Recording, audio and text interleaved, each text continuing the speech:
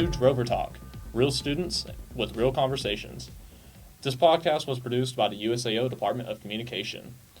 Each episode that we will have on here, we will have students conversing with other students, as well as faculty members about anything and everything. I'm Gary Jackson, sophomore communication major from Kingston, Oklahoma, and I'm your host for this first segment today, where I have my guest here, Gabby Merchant. Hi there. Gabby is a senior from Yukon, Oklahoma, and she is very talented in the regards of stand-up comedy, improv, singing, and writing. Oh, shucks. So kind. It's a very great intro. That was fantastic. Thank you. I appreciate it. I feel First time much around. more official than I actually am in any of those things. Well, I feel like you have to be official to be on stand-up comedy. Tell me more about that. Like, Well, stand-up's tricky because everyone thinks you have to be so confident to do stand-up. I think you just have to be like mildly delusional for like 5 minutes at a time. It's really not that hard. You don't have to have like genuine confidence. You just have to go to an open mic and watch a couple of those guys and be like, okay, I can do better than that. so Like, it's more of a competition standpoint for you. a little bit. It wasn't so much that like I thought I was so hilarious. I just thought like the OKC Metro deserved better jokes than they were getting after a couple open mics I went to. So it was something of a public service. I like to give back. You're giving back but to the community in with all lots of fun. in all seriousness, it is a fun time whenever I can get stage time because I haven't been able to a ton since I've been at school, but Right. I'm going to a lot more this summer. Right on. So, is your plans to stay in stand-up comedy as a career, or is this just something that you're venturing into just to see what it's like? Yeah, I do want to see where I can go with it because there was a time I was doing pretty okay with it. I had a manager, I was getting gigs, and then Right. I had to come back to college because I was very important to my mom, so this is what I'm doing There you a go. little bit for her. But, it's also great to have a degree in this course. job market and everything. But, there are a lot of reasons I wanted to come to college, and I think a communications degree can help me if I ever wanted to, like, write for a TV show or something like that, because Right. a lot of stand-ups like to transition into that area after they've done stand-up for a while. That makes sense. So I think it's going to, like, open some doors for sure, but I do want to stick with stand-up after college. Right. I could see that with stand-up, too, because if stand-up, you're writing down the jokes and you're going to present them. If you're doing that for a TV show, you're just doing half of that. Exactly. You're getting, like, more money for less work, and it's There like, you go. it's honestly, if I could just sit in a dark room and write jokes and no one would ever see my face, that would kind of be my ideal situation. If I could just Right. slide them across the table and someone else tells them, but every There you time... go. I've given a few jokes to different comedians sometimes where I'm like, hey, I wrote this joke for you, try it out. And then when they do, I'm like, no, not like that. You're I didn't doing mean it like that. wrong. I meant you to do it the Gosh. way I was going to do it, which is like this. So it's Right. better off if I just do them myself. So, let's say theoretically you do get your dream job of working on a TV show, being a writer. Hmm. Would you pick a brand new show, or is there a certain show that you like now that you would love to take over? The dream's always been Late Night with Seth Meyers for me. Alright. I've loved Seth Meyers since he was on Weekend Update on Okay. Saturday Night Live. That was my favorite cast. When it was him and Right. Polar, I was like, this is the best. This is never going to get better. But I've always loved like his bits, and I always thought he had a very like gentle sort of comedy that sometimes bites, which is a really nice little tonal act that he does. And Right. I think it's one of the most like kind news shows out there, which is Okay. kind of rare in comedy. That's why I like the show Schitt's Creek so much, Mm-hmm. because it's like, it's not necessarily gentle comedy, but it's very compassionate comedy. And there's usually not a victim to the joke. There's just the joke. It's just a joke. It's not directed towards a certain group, or it's not just stupid comedy like something you see Yeah, on exactly. Jackass. Like, it's not punching. It's just not even up or down. It's just the joke is the joke, and it's funny because it's funny, which is refreshing. Right. Well, I would tell you this: as long as it's not the dry humor that saw in The Office, I think I could. Oh my definitely God, agree I was with it. trying. I was watching The Office 2 days ago, and it starts out so strong. It's does. incredible how it starts out. Like, obviously the first season they were getting their footing, but they have a few great seasons in there that I think is some of the best comedy that's been written on a Really? sitcom ever. But then when you get into the later seasons, the decline is just so steep and so fast, and Right. like there are episodes I like had to like force myself to get through because there's no funny things. Like I Yeah. haven't laughed for like 16 episodes at this point, but I want to Don't finish my mind it. rewatch because I'm loyal to the show. I can just picture like looking at the TV with the remote, like pausing it. all right, 5 minutes left. Come on. Literally, Something it's like I'm funny. running a marathon. Like I have my boyfriend like feeding me chips and spraying me with water. Like, you can do this. You have this. You have 5 more minutes left of Dwight being insufferable, and then you can watch something else. Gosh, every time I see Dwight, I automatically cringe at some of the I stuff he have, says I have on a there. fight or and- flight response to Rainn Wilson at this point. Just seeing the actor's face is a lot for me. Yeah. 'Cause I'm like, you It's the had emotional damage so much after. talent in the beginning, and then like they didn't even jump the shark. They jumped out of the ocean and into the stratosphere, and they're circling Jupiter, and I don't know where Right. I don't even know where they ended up. But there's enough good stuff there that I'm still willing to call it a good show. It was I good don't in think it's first the half. best show because of how far it falls off. It's like that new joke we see a lot nowadays. You had us in the first half, not gonna lie. That's the first half, I'm not gonna lie. Second half, change of plans. Yeah. We did Mission was not that there. abort. Mission aborted. Not in Texas though. Right. So let's jump into something else. So with stand-up comedy and improv, two things that you're really good at, does improv follow a lot with stand-up comedy? Honestly, a lot of people do stand up out of improv. Like, they'll be improvisers, then they'll be like, well, I'm good at this. I'll just have like a basic skeleton of what I'm going to say, and then I'll get up there and I'll kind of be loose and I'll just joke around about whatever I'm feeling in the moment. Right. I am not that way. I wish I was. I feel like that's a lot looser of a comedian to be, but I'm doing a book report up there sometimes. Like, I wrote very Really? specific things. Like, I have my exact words in my exact order with my exact cadence that I want them to be, and I switch it up a lot, but it's important that it's done, like, the way I wrote it for me. Right. But when I'm doing improv, it's just completely, like, it's totally different sides of my brain, really. Like, Okay. when I'm doing improv, I'm just like completely in the moment. It's like lightning in a bottle. It's really exciting. And then when I'm doing like stand up, I feel like I have a little more like settled control over the situation, because it's kind of like at that point, even if you're bad at stand up, while you're doing stand up, that's your room. Yeah. Like, you control it at that point. And in improv, you're kind of dependent on your partners on stage to establish whether it's going to be funny or good or entertaining or worth the $15 they charge at the door. So it's kind of more and less stressful depending on your sensibilities. All right. So in improv, it's basically your teammate's fault if it's a bad show. Exactly. That's my favorite part of improv, is having someone to blame. Because we could Yes. all get backstage afterwards if we had a bad show, and we'd be like, can you believe Maria did that shit? And we're all like, no, I hate Maria. She's awful. And none of us have to take accountability for anything that we did. Right. I really hope there's no Maria who hears this that I ever did improv with. I picked Maria? the name because I don't think I ever did improv with a Maria. If there's but any Marias out there, we apologize. No. Maria, my condolences. I apologize for all of my words. So that reminds me of situations like if I'm, chilling in my room playing video games with my buddies, and I don't know, let's say Rainbow Six Siege. That's a first-person shooter game. Oh, nice. If somebody's guarding the bomb and they die, I can just blame it on them. Whereas- Exactly. Yeah. It's the same difference as doing like a solo shooter where it's like, this is all on me. I've got to save Afghanistan. I don't know what shooters' goals are in those games, but Basically. sweet.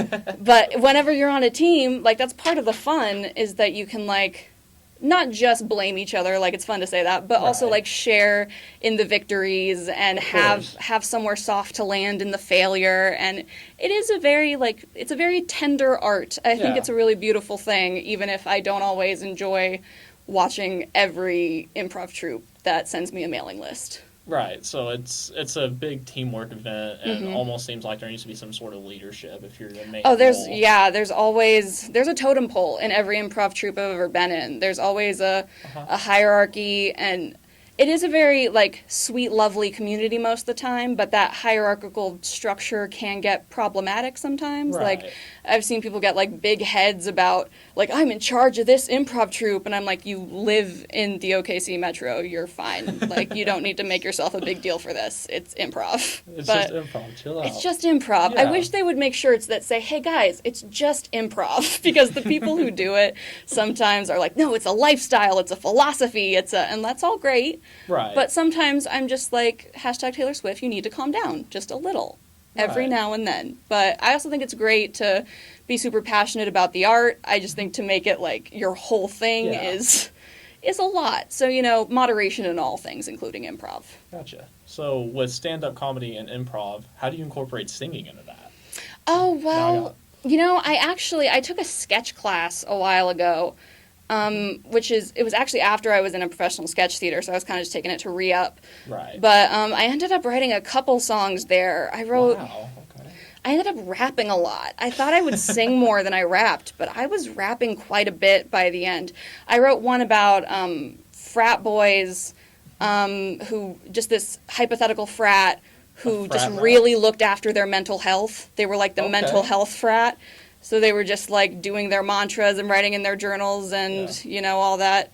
That seems completely foreign to a frat, because normally at a That's frat why I it's liked like the concept, because Yeah. that made me laugh so much, just the idea of like a Kyle who's just like, hey, are you practicing your mindfulness, bro? Like, that was really fun for me. that reminds me of South Park with PC Principal. Oh, I love PC Whenever Principal. you see The them. PC babies are my favorite thing in the entire world. Whenever the principal's like, stop, you're going to upset the PC babies. I say that Yes. all the time. I say it out loud I almost do every say day. a lot of stuff with South Park too, but mine Oh are a yeah, lot those more are towards probably Cartman. my biggest comedy heroes are Trey and Matt. I think like the Yes. South Park guys are where it's at. No one has made a better career in comedy than Trey and Matt over like the last 30 years. Exactly. And they did it all from Colorado. They never had to move to LA, and LA sucks. Yes. That's amazing. I've been to LA and It's the worst. It is the And worst. Colorado's the best. And they got to stay Yes. there, and they're brilliant because they got in on half the merchandising right out the gate, and so now they're billionaires who can just make whatever they want. Yeah, and it started Exactly. with construction paper. yeah, construction It's- paper and like How insane is cardboard that? and- I don't know, it's incredible. But Yeah, I think, kind of think like if Trey and Matt can do that, then I can Yeah. get on a stage for an hour at a time. It'll be fine. So I had heard a story too, like involving South Park, where Mr. Mackey is actually based on a real person. Yes. And the real person's name is Mr. Lackey. so let's hope that they don't get sued or Mr. Lackey. So many doesn't- of those people are based on real people. They say Butters Yes. is based on one of their producers. And they Really? were like, don't put me, he's like, we're going to put you in the show. And he was like, I'm going to be real upset if you do that. Like, just like Butters would. It was fantastic. I heard a story Great. about, I think it was Trey, that he just invited a bunch of people over for a party and then just the whole night just made them watch him play video games. Yes. Was like what he did. And it's like, yeah, you can do that because you're you. Why wouldn't you do that?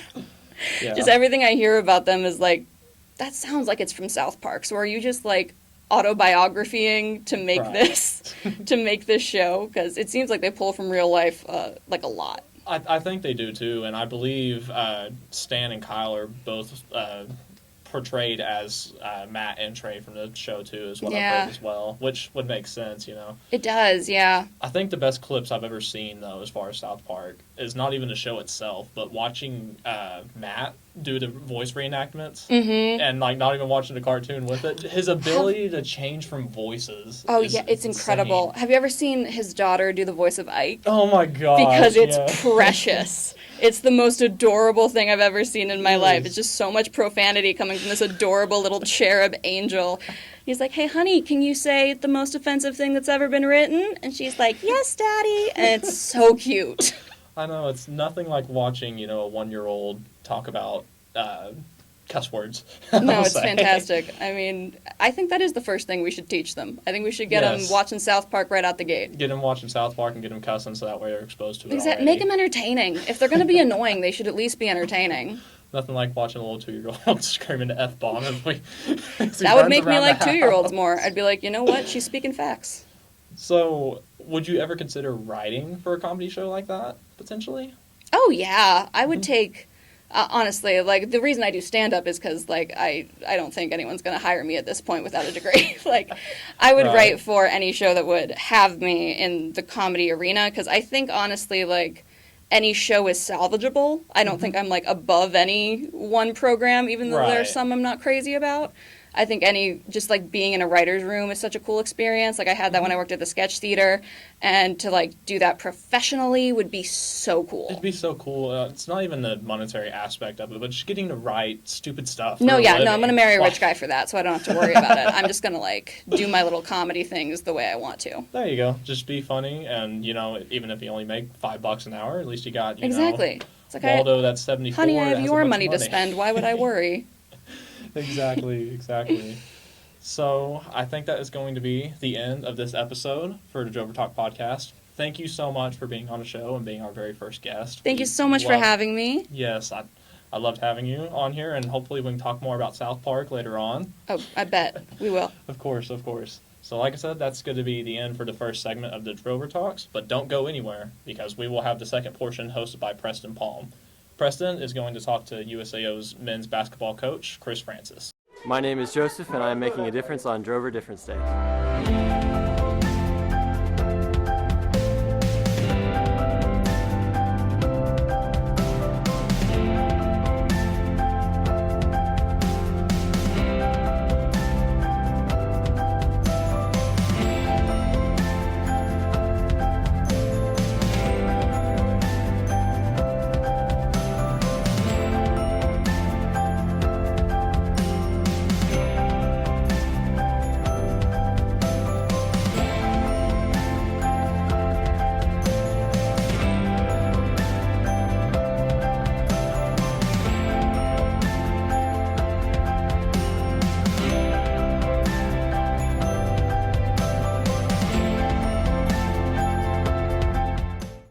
All right, welcome back to segment 2 of Drover Talk, where real students have real conversations. I'm Preston Palm.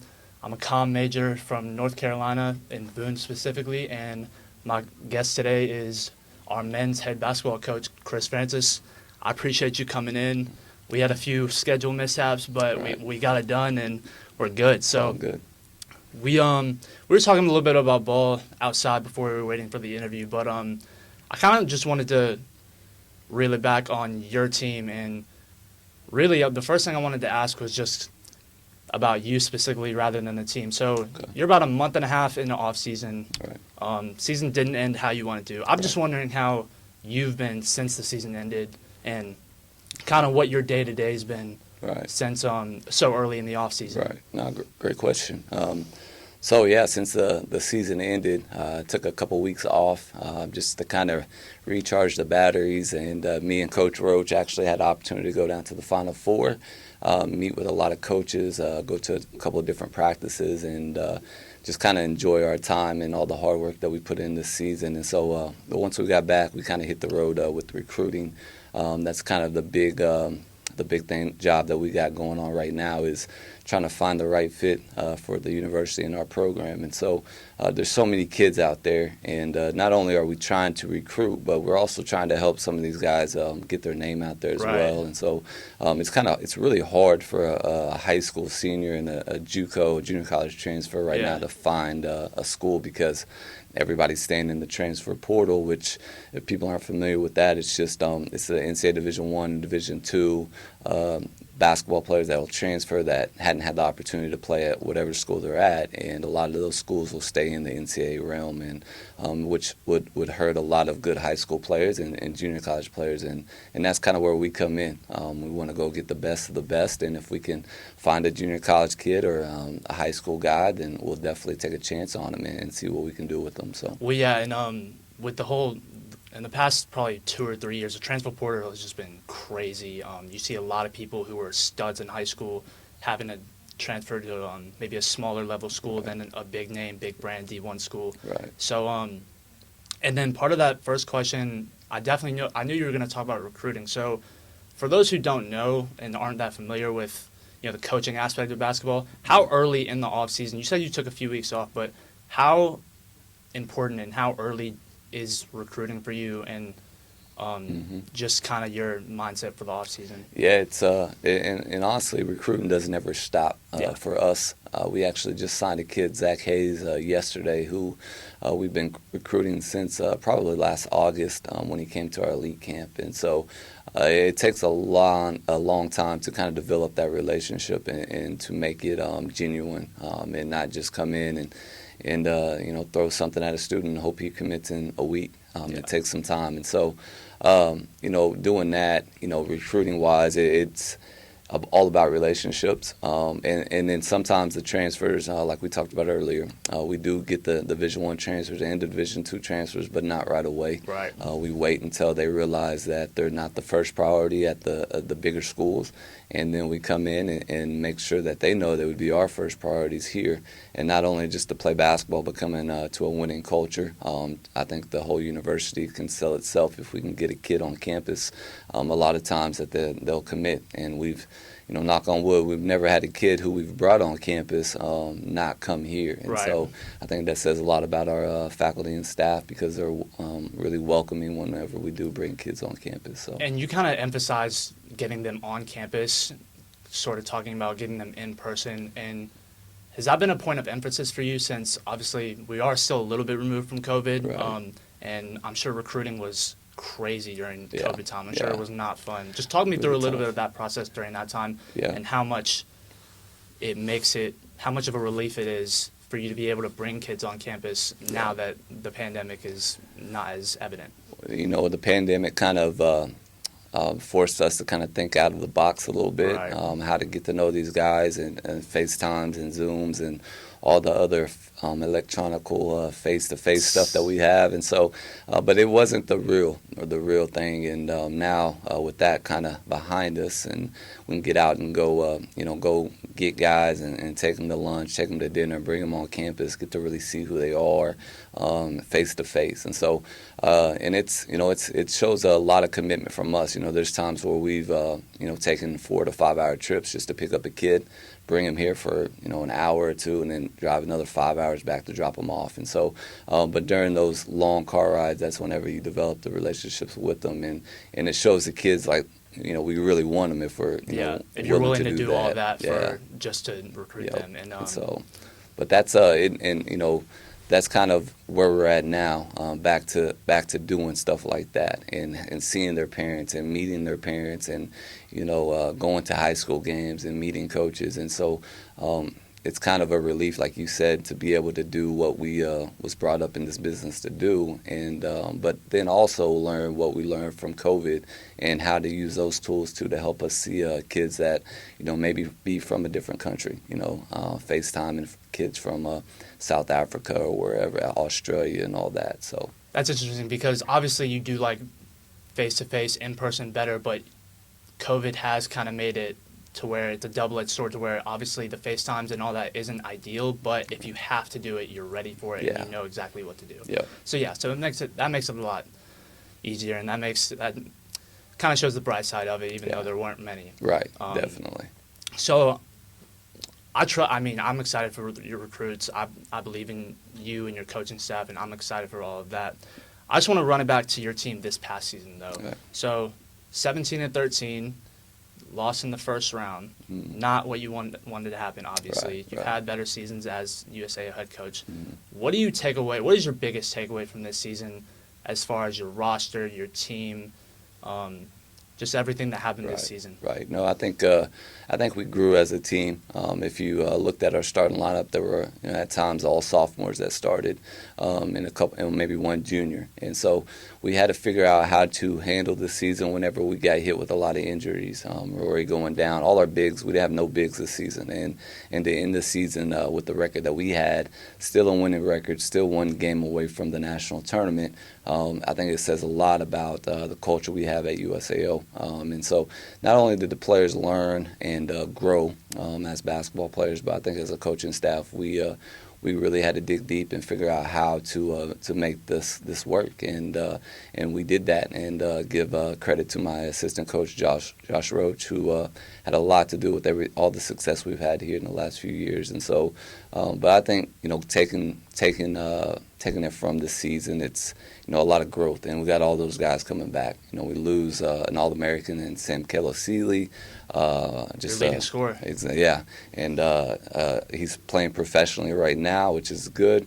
And then we're losing Gerard McCunte, who has been here for 5 years or 4 years and has set records and just an all-around good guy. And then Langston Gaither, who went down early with an injury. And so all those three guys are going to be hard to replace. But if we want to be good and be successful, we'll have to go find guys that can replace those. And I think we're doing that.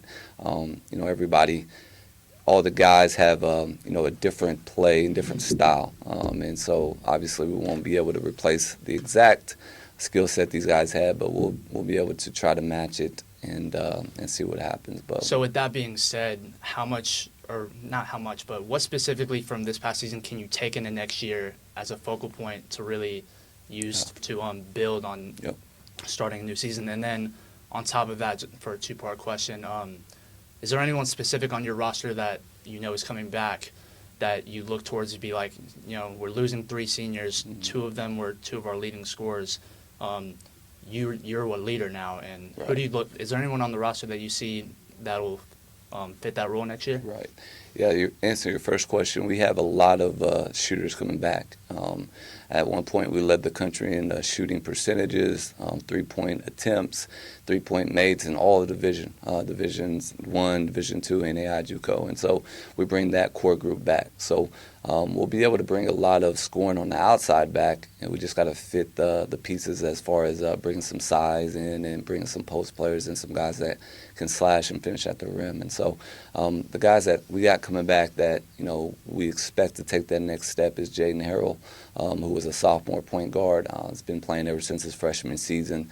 Last year, he kind of got thrown into the fire after having some injuries and stuff. And so we expect a big step from him. Logan Dolan, who is a 3-year starter for us. And so we expect a big improvement from him, which both of those guys have been playing and working extremely hard. And then Cade Allen, which is one of the best shooters in the country, along with CJ Mann. And so all those 4 guys were starters for us. And to have 4 starters them all coming coming back, back. That's huge. says a lot about who they are and their talent. And that's what we want. We talked earlier about the transfer portal. In the last, few years, 5 years, we haven't had guys transfer out because of this or that. They've all wanted to come back, and I think That's a testament to you and your coaching staff. Yeah, it's a big recruiting tool that we use because we want guys to come here, and if they're not up to standards, it's not their fault. Yeah. What can we do as coaches to make sure that they meet our expectations? Now, if they're not coachable and this, that, and the third, then okay. But they've all been great. Yeah. So we're excited about that, and that's a big recruiting tool and pitch that we use to bring in guys. And so we want guys to stay here for the long term, to develop memories and get degrees. That's what we're here for. So No, I completely agree. And then we talked about the transfer portal a lot, but I think one thing that gets taken for granted is that no matter if you have a bad season, staying in one program and keeping building under the same staff and just staying consistent, I feel like that kind of gets taken for granted nowadays. Yeah. Because people or players will kind of see they had a bad season or they didn't have their numbers, and they Right. want to jump ship and they think that's the best answer. But right. I mean, the proof is in the pudding with Yeah. your staff and the way you've built your players. Is that if you keep players and they stay in the same environment, that they can build better than they think they can. Right, and I think that wins championships as well, not just on the court but in the classroom. Not last season but the year before, we won the Student Athletic Conference Championship. The season before that, we won the tournament championship, and all those guys came back, and that's the big reason we did that, is because they knew how we wanted them to play. They knew our university. They were comfortable, and it ended up getting us the number 1 seed in the national tournament. Memories that these guys won't ever forget. So, Yeah, it's huge. And I'm super excited for next year. I thought I thought there were a lot of highs to look at this season. Obviously, injury played a big factor. Rory going down right at the beginning of the year, that was Right, huge. right. And so I'm really excited about next season and just your future with USA basketball. But I want to kind of transition into, we talked about a little bit about college ball and the Final Four and everything. The NBA playoffs are about to start. And I know you're a basketball fan at first, Right. before anything. So I just want to know, to me, I feel like it's kind of a weird year in the playoffs. There's a Yeah. lot, especially in the West. Yeah. I think there's a lot that can happen that a lot of people might not expect. Just give me your take on, I guess, what do you think is going to happen with the East and the West, and then who do you have winning the chip? Oh, wow, that's put me on the spot there. Seeing that the Thunder made it to the playoffs, maybe they can get lucky and push it all the way to the championship. But I couldn't really answer that question truthfully for you. I'm a fan of the game, but as soon as it gets to the finals, that's when I start kind of focusing in. So you don't really be paying Yeah, attention to the NBA no, too much. I like college ball because I feel like they compete harder, and then once the NBA finals start, that's when I can really lock in with the NBA, because then that's whenever they're playing their hardest, they're diving on the floor, they're moving the ball. I watched the Suns and I can't think Milwaukee? of it. Yeah, last night, and there was a lot of just dribble down and shoot the ball, dribble down. And now they're talented enough to make it every you time. said last night. Yeah, that last was night. Denver. My Denver, apologies. yeah, Denver. And so, seeing KD with the Suns and Chris Paul with the Suns and Devin Booker, I really like the Suns. Now, if they can get together and start playing as a team, they should be able to make a deep They run are as 8-0 well. with KD. They haven't lost with them. KD's special. I know. He's special, and a lot of haters out there. But I'll back KD up all day. And so, but once it gets to the playoffs and to the semis, I'll start locking in. Right. Golden State's been a fan favorite, and I like watching Golden State. Thunder. I'm a Thunder fan, Right. obviously, and I've been to a lot of their games. But I really like the Suns. I want one for Chris Paul. He doesn't have one yet, No, he and doesn't. And he came short 2 years ago. Yeah. So hopefully him and KD can get it done, but we'll see. Well, we don't have too much time left, and I guess my last question is: you've coached in Oklahoma for 10 years. You've played college ball in Oklahoma. For anybody that doesn't, I'm from North Carolina, Right. so just briefly, can you just talk about what Oklahoma basketball is like as a general in the state? Yeah, no, it's better. It's getting better. There was a time where the talent was kind of low, or so to say. But now I think that with the AAU circuit, the NAIA basketball in Oklahoma and teams in our conference winning the championship, MACU, Langston University being as good as they are, us, with being as good as we are at times. I think it's kind of spiked the basketball here in Oklahoma. And so I think now a lot of universities are starting to see that they don't have to go out of state of Oklahoma to get players. They can look in their backyard and find great players like Cameron Hines and Stephon Hall and Travion Ellis and Absolutely. the list goes, Dedrian Palmer, and the list goes on for Absolutely, yeah. USAO. And so, but you just got to get out there and look and work for it. So. Well, Coach, I really appreciate you coming in. We're unfortunately out of time, but I really appreciate you coming in, and it was a blast having Yeah. you. So thank you. No, thanks for having me anytime.